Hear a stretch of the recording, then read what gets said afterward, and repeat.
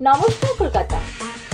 গরমের তাপদাহে আমাদের ত্বকের অবস্থা খুবই খারাপ, পুড়ে প্রায় ট্যান হয়ে উজ্জ্বলতা নষ্ট হয়ে যাচ্ছে।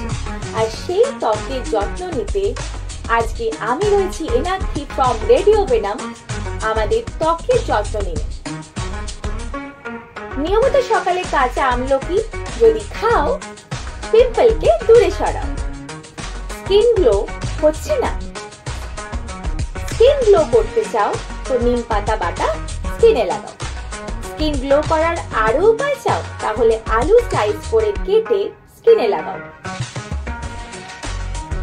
স্কিন গ্লো করার আরো উপায় যদি চাও, সাথে রাখো এক অপূর্ব ফেস প্যাক, যা হবে মধু, দুধের স্বর, কাঁচা হলুদ বাটা আর চালের গুঁড়ো দিয়ে 30 মিনিট মুখে রেখে ত্বক ঠান্ডা জলে ধুয়ে ফেলো।